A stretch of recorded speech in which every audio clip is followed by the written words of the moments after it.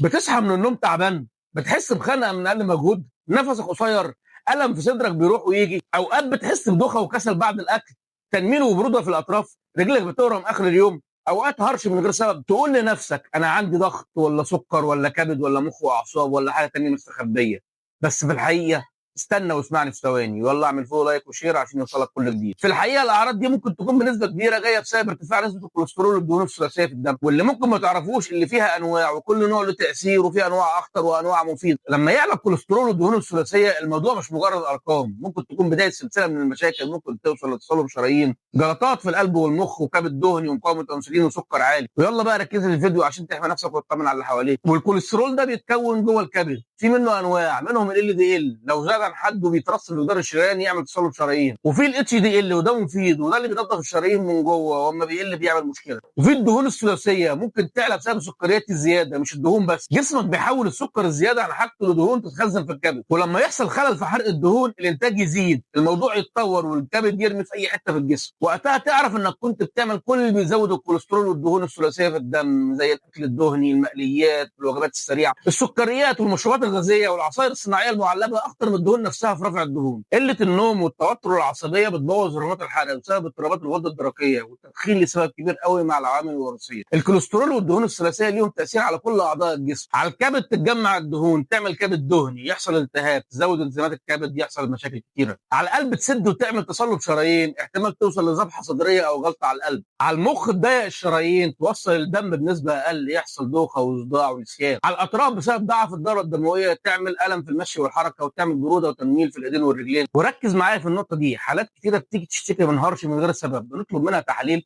بيطلع ارتفاع في نسبه الكوليسترول والدهون الثلاثيه في الدم. اعرف مني ازاي؟ لما الدهون بتعلى الكبد بيتقل، الاملاح الصفراء بتعلى في الدم، ترسب في الجلد، تعمل هرش شديد من غير اي سبب معروف. واوقات تعمل برضه ضعف للدوره الدمويه اللي راح الجلد، تعمل جفاف وقشور تزود الهرش. يعني الكوليسترول والدهون الثلاثيه لما بيعلوا بيبقوا سبب مباشر للهرش والحساسيه اللي بتحصل في الجلد من غير سبب. وفي الصيدليه كل يوم بنشوف حالات بتشتكي من نفس الاعراض. لو انت واحد منهم اكتب لي في الكومنتات. ست جايه تقول لي بحس بنغزات في صدري ورجلي بتورم كل يوم بالليل وبحس بدوخه، هو انا عندي ايه؟ راجل بيشتكي بعد كل اكله ياكلها من صداع او دوخه، كان فاكرها سكر او انيميا.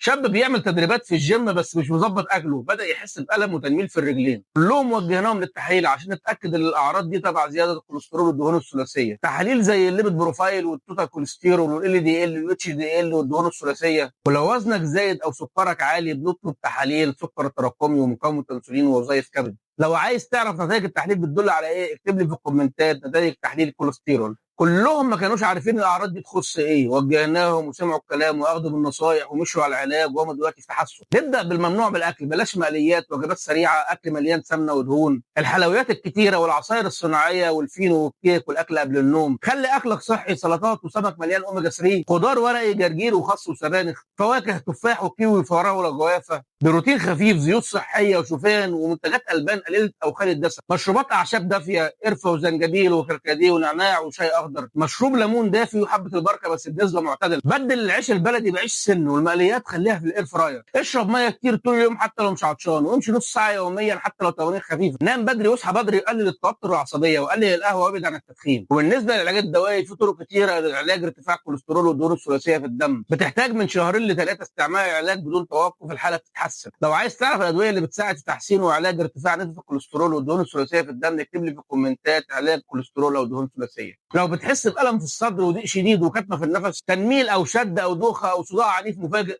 الم شديد في البطن وهرش من غير سبب، ساعتها ما فيش وقت، طوارئ مستشفى فورا، ما تستناش المصيبه تحصل. الاعراض مش بسيطه، اهمالك اللي بيكبرها. تابع واعمل تحاليل وامشي على علاج الصحه، وخليك صاحي لاي علامه جسمك يوريها لك. اخطر مرض اللي بتتعود تعيش معاه لحد ما يفاجئك. تابع روشته الحياه واسمع العلم وخد نصايحك ومعلوماتك مع الصيدلاني زون دكتور محمود مسعد.